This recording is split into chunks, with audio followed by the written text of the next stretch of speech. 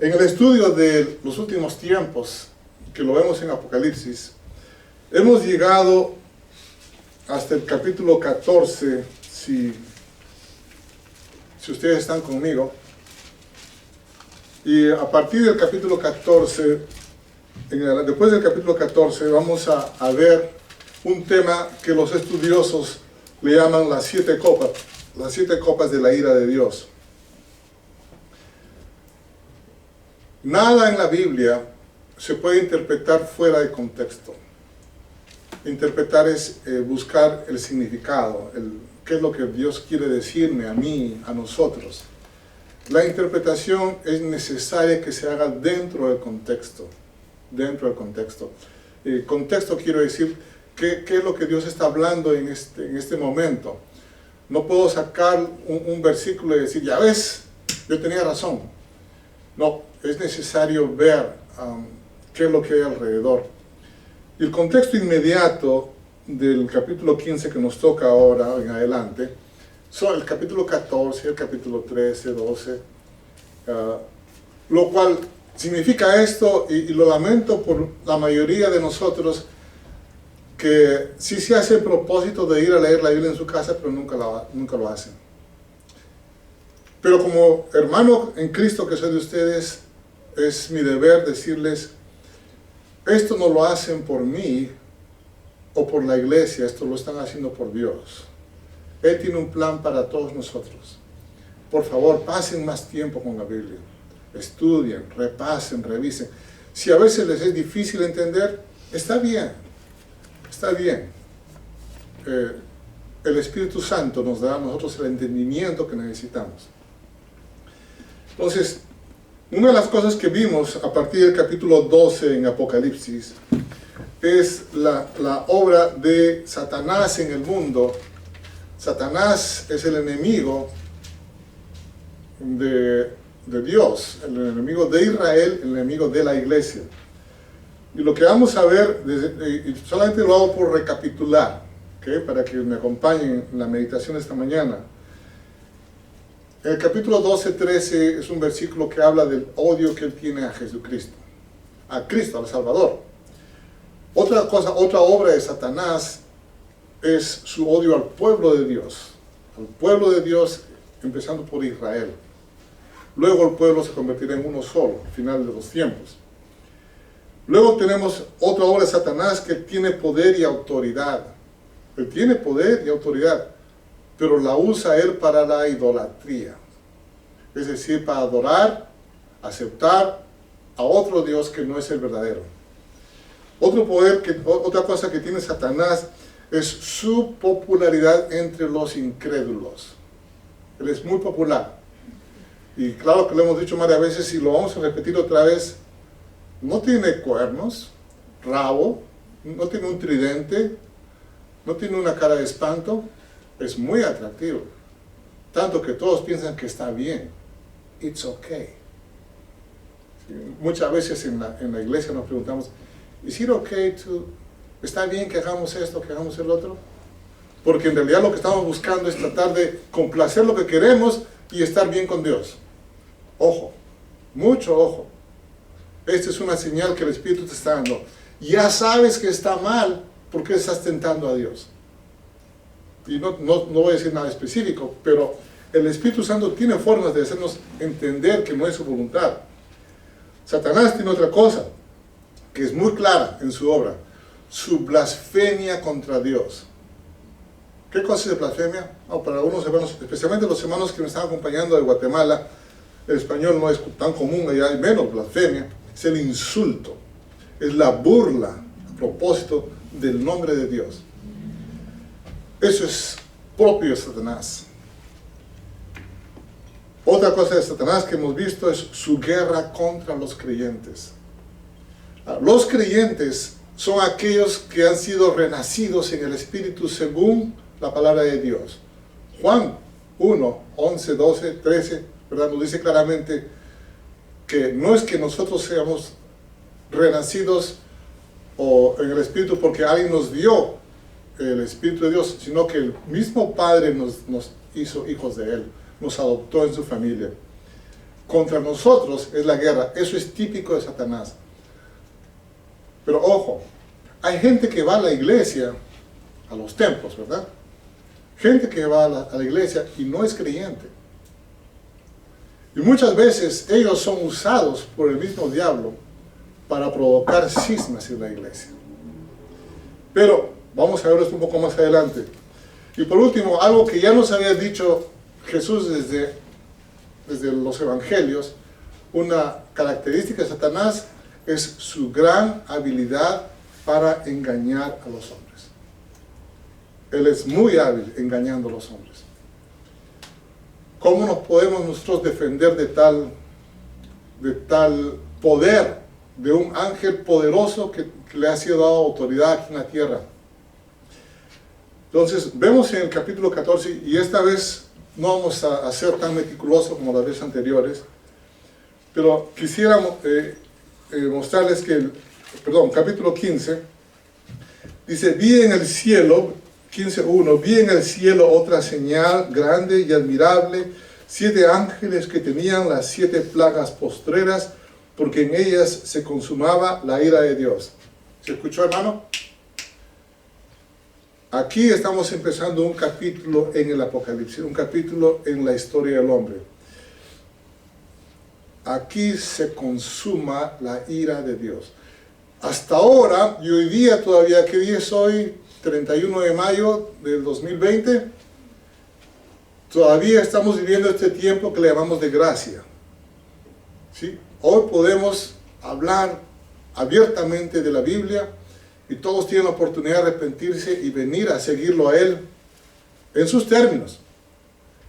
Llegará un momento en que esta gracia que Dios ha dado al hombre va a convertir en su juicio. Y aquí dice, ahora hay una señal en el cielo, los 7 ángeles que tienen las 7 plagas postreras, porque en ellas se consumaba la ira de Dios. Ahora viene el juicio de Dios. Es la ira de Dios que se va a conocer para todos los que todavía estén en la tierra. Un suspiro que quiero compartir a aquellos que son hermanos en la fe, que son renacidos en Cristo Jesús. Los que son miembros de la iglesia de Él no estarán presentes en la tierra. Seremos raptados, seremos arrebatados antes de que todo esto se viva. Pero claro, ahora que conocemos a Cristo, nosotros no nos contentamos con que yo me fui, los demás que se fundan, que se quemen. Así no es nuestro pensamiento, todo lo contrario. Qué dolor para mí saber que mis hermanos tengan que experimentar toda esta ira de Dios que se está siendo anunciada. Ciertamente cuando estemos en presencia de Jesucristo no habrá más llanto, ya no habrá más pena, preocupación. Será una mente diferente, tendremos un cuerpo renovado, ¿verdad? Pero me imagino que estaremos conscientes de lo que estará pasando aquí en la tierra. Y esto es lo que estamos viendo a partir del capítulo 15. Se introducen las 7 copas. Hemos visto el versículo 1 que dice, aquí empieza la ira de Dios, ¿verdad? Ahora mire el versículo 8. Este capítulo 15 tiene 8 versículos. El versículo 8 dice, y el templo se llenó de humo por la gloria de Dios y por su poder, y nadie podía entrar en el templo hasta que se hubiesen cumplido las 7 plagas de los 7 ángeles. Va a haber una victoria final, eso lo conocemos bien, bueno, no tan bien, estamos empezando a conocerlo. Pero antes de que se cumpla la victoria final donde Dios pone su reino en la tierra, Él se encargará de desaparecer toda la maldad. Toda la maldad. Con su ira, Él limpiará todo lo que hay y quedará bien claro quién es Él. No habrá quien diga me opongo, yo no pienso lo mismo, se acabará. Entonces, Dios, así como Él creó en el principio, Génesis 1, y Él dice en su palabra, y todo lo que vio lo hizo bien. ¿Recuerdan ustedes? Día 1, día 2, hasta el día 6, todo lo hizo bien. El día 7 descansó. No hubo un solo milímetro, micronésimo de error en su creación. Todo fue perfecto. Asimismo, cuando se acabe todo este tiempo para el hombre en la tierra, después del juicio y la ira de Dios, todo quedará así como fue en la creación inicial.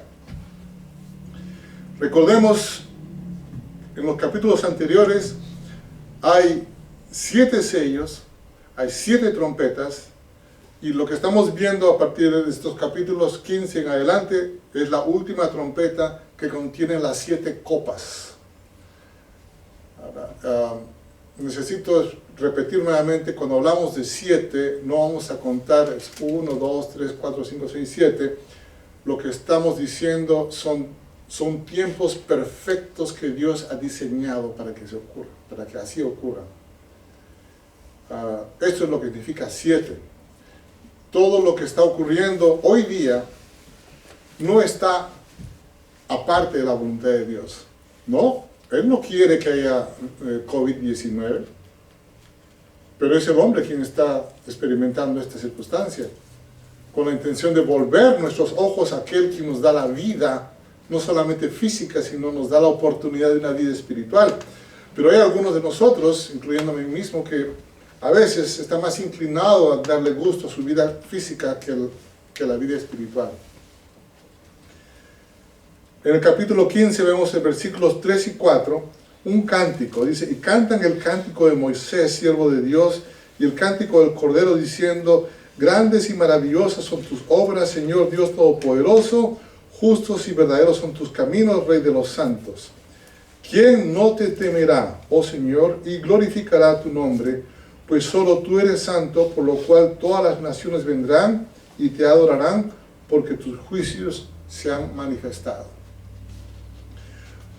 Lo que estamos viendo aquí es un cántico de Moisés que muestra la liberación del poder de Satanás, básicamente del pueblo de Israel. Todos entendemos de que el pueblo de Israel es un pueblo escogido por Dios. Y nosotros no podemos cuestionar de cómo es posible que ese pueblo que Dios ha escogido haya rechazado a su Mesías. Dios nos ha dado esta oportunidad de ver de que a pesar de que nosotros lo rechazamos, y otra vez Carlos, uno de ustedes, en su tiempo lo ha rechazado a Él. No una, varias veces. Pero aún así, Él me rescató y Él me trajo a su lado. Entonces, lo que vemos aquí en este cántico de Moisés es el tema de Jehová. ¿Recuerdan ustedes Jehová? El nombre de Jehová, el Elohim, el El Shaddai, aquel que crea todo, aquel que provee todo.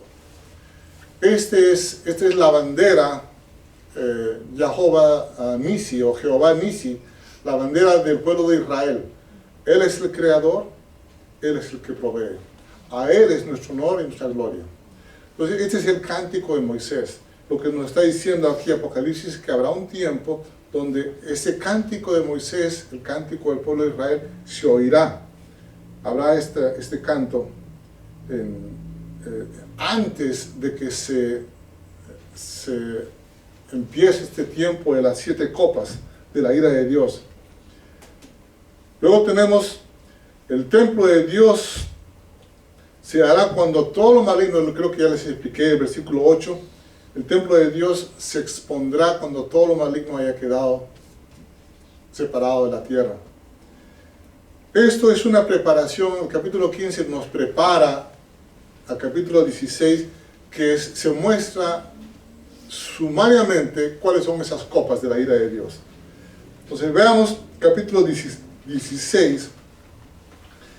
Empieza, oí una gran voz que decía desde el templo a los 7 ángeles, id y derramad sobre la tierra las 7 copas de la ira de Dios. ¿De acuerdo? Y el versículo 2 fue el primero, ¿verdad? Y así empieza. Hay el capítulo 2, el capítulo 3, el capítulo 4, el capítulo 8, estoy hablando de versículos. Versículo 8, versículo 10, versículo 12 y 17 están hablando de las copas y qué significa esas copas. Tiempo de destrucción sobre la tierra, tiempo de castigo. Ha llegado el fin. estos juicios se parecen a las trompetas que habíamos visto en los capítulos anteriores. La diferencia es que cuando suenan las trompetas hay destrucción, hay cataclismos, hay cosas increíbles que ocurren, pero el daño no es total, es un daño parcial. Lo que vemos a partir de este capítulo 16, las copas de la ira de Dios, ese daño es total. Los mares se convierten en sangre, hermanos. Más adelante, los ríos, todo lo que es agua limpia, todo se convierte en inútil, no sirve más para alimentarse. ¿Cuánto tiempo creen ustedes que podrán sobrevivir sin agua potable? Estos son terminales. En las trompetas había oportunidad de arrepentirse.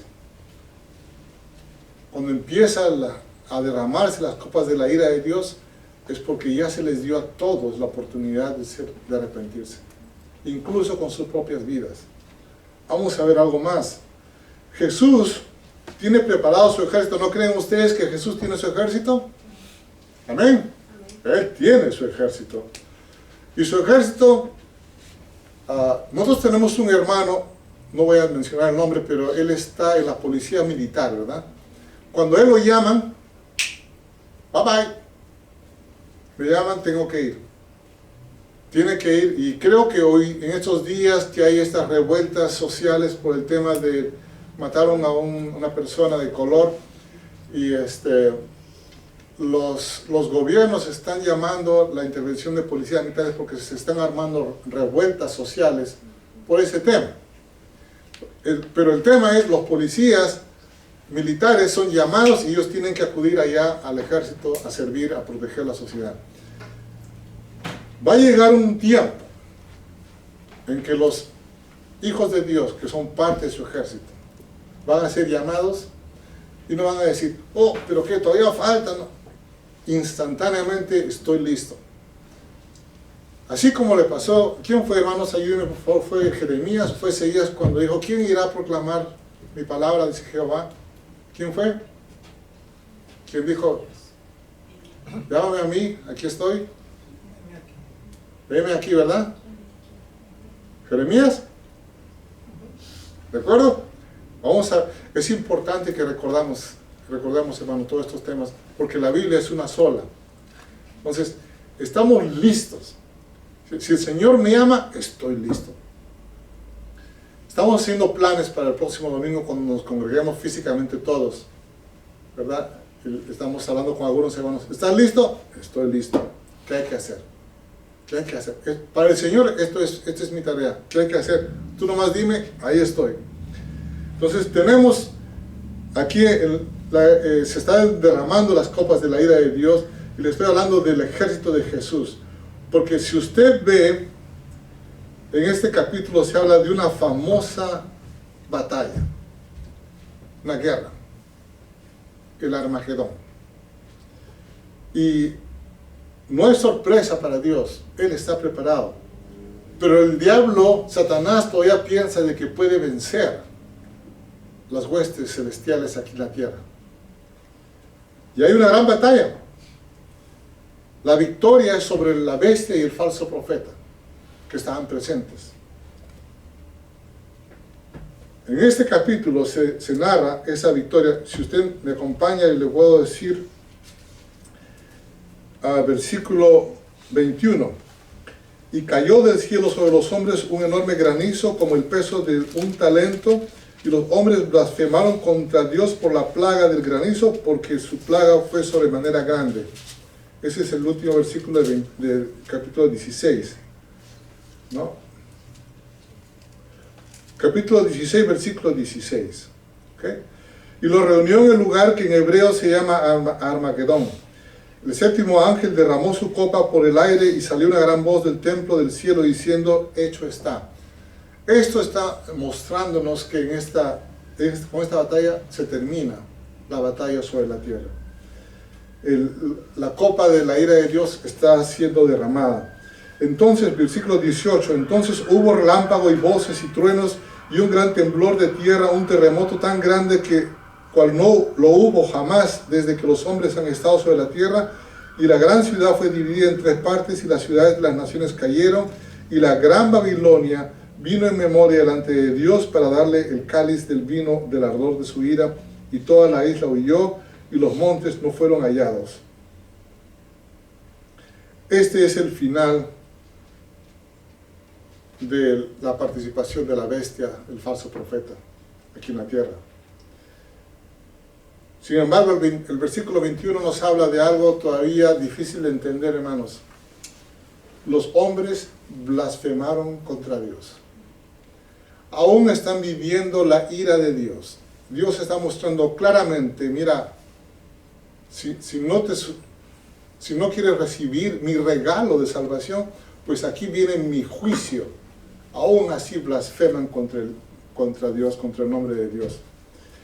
Este es el capítulo 16, y el capítulo 17 nos habla de una victoria final. Pero empieza diciendo, el versículo 1, vino entonces uno de los 7 ángeles que tenían las 7 copas, y habló conmigo diciéndome, ven acá y te mostraré la sentencia contra la gran ramera, la que está sentada sobre muchas aguas, con la cual han fornicado los reyes de la tierra, y los moradores de la tierra se han embriagado con el vino de su fornicación. Muy bien. Por favor, vean conmigo un momentito para el análisis de estos versículos. Este es el libro Apocalipsis, se escribió aproximadamente el año 90 y tantos de nuestra era. ¿Cuántos años han pasado? 2000, casi 2000, ¿de acuerdo? Estos versículos significan lo mismo para ellos como significa para nosotros y para los que vendrán si es que todavía hay tiempo. Toda la Biblia es así, toda la Biblia es eterna. Sí podemos ver, podemos entender elementos históricos a través de la Biblia. Por ejemplo, Jeremías no está hoy día, no está. Juan tampoco está. Pero lo que dice su palabra respecto a lo que va a ocurrir para el hombre, y acá hay una gran ramera, dice. Dice esa gran ramera que ha fornicado los reyes de la tierra. ¿A cuál de ellos se referirá? ¿A uno? ¿Al más grande? ¿A Nerón? ¿A César? ¿Cuál de esos reyes? Reyes de la tierra son todos aquellos que tienen autoridad sobre los hombres. ¿Sí? O sea, veamos el sentido de la palabra de Dios. ¿Qué reyes usted conoce por nombre que lo que han hecho es proclamar el nombre de Dios y darlo a conocer a los hombres? Consistentemente, no una sola vez con fines personales, sino consistentemente. Ponemos a pensar qué reyes han hecho eso. Esta es la obra de esta ramera. Mueve a los que están en autoridad para que se embriaguen con el vino de su fornicación. Y esta es la obra de esa ramera. Dice, ¿hay sentencia contra la ramera? ¿Recuerdan ustedes en Santiago capítulo 4, versículo 4, recuerdan que dice el Señor, aquel que es amigo del mundo se hace enemigo de Dios? ¿Verdad? La pregunta es, ¿qué significa mundo para usted? ¿Qué es el mundo? ¿Es todo lo que existe o tiene algún significado diferente? Mundo es todo aquello que existe en nuestra realidad, donde vivimos, pero que no recibe a Dios como parte de sus ideales, de sus objetivos, sus principales. Este es el mundo. Vamos a ver, ¿cuántos cantantes de rock famosos alaban el nombre de Jesucristo? Ok, vamos a ver, ¿cuántos equipos de fútbol famosos adoran el nombre de Jesucristo entre sus vivencias? ¿Van todos ellos a una iglesia verdadera? Vamos a ver, si usted se acerca a un bar, a un lugar donde venden licores, ¿cuántos de ellos están interesados en seguir el nombre de Jesucristo? Y no solamente tenemos que ver las partes más oscuras de nuestra vida, pero vamos a ver nosotros mismos, en la familia, guardamos resentimientos, hermanos contra hermanos, o primos, cuñados, ex esposos, ex esposas. Y estamos siendo alimentados por odio. No, yo no los odio, que se mueran, pero yo no los odio. No. Estamos siendo alimentados por, aquí en Estados Unidos sobre todo tenemos una atracción por una palabra que se llama, como una broma sarcástica. ¿Cómo se llama esa palabra? Sarcasmo, ¿no? Ironía, bueno, ironía sí es una palabra, irónico pues, no necesariamente moral, ¿no? Pero sarcasmo sí. Hacen una broma, pero está burlando realmente, ¿no? Y esto está de moda, es decir, el mundo lo acepta. Esto es el mundo. Todo lo contrario, si conocemos y estudiamos un poco la palabra de Dios, Él nos pide que seamos mansos, ¿verdad? Él nos pide que tengamos paciencia con los demás. Él nos pide estas virtudes del Espíritu. Pero nosotros cristianos en la iglesia nos es muy difícil que sea espontáneo esta virtud del Espíritu. ¿Por qué razón? ¿Será porque es que yo no estoy para eso? ¿O será que me interesa más vivir como el mundo vive? Realmente, hermanos, para nosotros es la prédica. Y esta prédica es, hay una ramera que está instalada en el mundo y está apartando a todos aquellos que quieran seguir a Jesucristo como su Señor y Salvador. Los que seguimos a Jesucristo tenemos una meta, y esa meta es cumplir su voluntad. Y Él nos dice, nos anticipa de que el camino va a ser cada vez más angosto, más difícil. Ahora, para los que somos viejos como el que les habla, no es tan difícil porque, bueno, ya no tengo las atracciones de la juventud, ¿verdad? Eso es falso. La palabra de Dios es para todos los hombres, joven o viejo, flaco o gordo, rubio o negro, para todos es lo mismo, porque todos estamos tentados por el pecado que está presente en el mundo. Es ese poder del mundo que nos hace creer de que está bien pecar, apartarnos de la voluntad de Dios. Entonces, estamos en el capítulo 17, y el versículo 6 dice: Babilonia es grande. ¿Sí ven? Vi a la mujer ebria de la sangre de los santos y de la sangre de los mártires de Jesús, y cuando la vi quedé asombrada con gran asombro. ¿De qué está bebiendo esta ramera? De la sangre. Y usted no tiene que imaginarse ver a una mujer tomando sangre, pero sí puede entender que lo que está buscando esta ramera es aniquilar a los santos. Y santos son aquellos que le pertenecen a Dios. Dios está permitiendo que algunos santos sean muertos por la ramera y por el poder de Satanás. Pero sus muertes no son en vano. Sus muertes tienen un propósito. Y lo habíamos visto en los capítulos anteriores.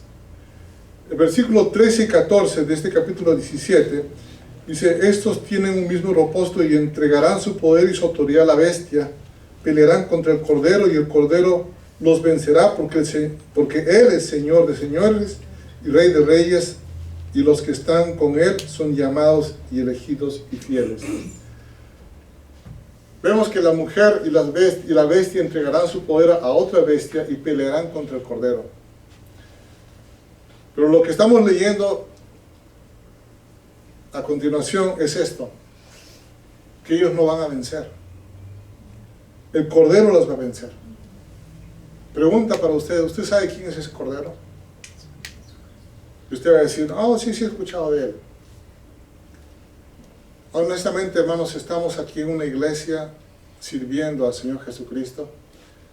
Y si usted no conoce quién es ese Cordero, en este momento me pongo a su disposición para explicarle quién es. No solamente yo, sino todos los hermanos que comparten esta fe conmigo.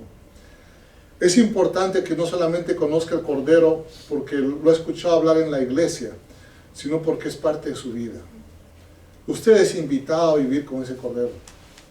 Usted debería estar viviendo con ese Cordero todos los días de su vida.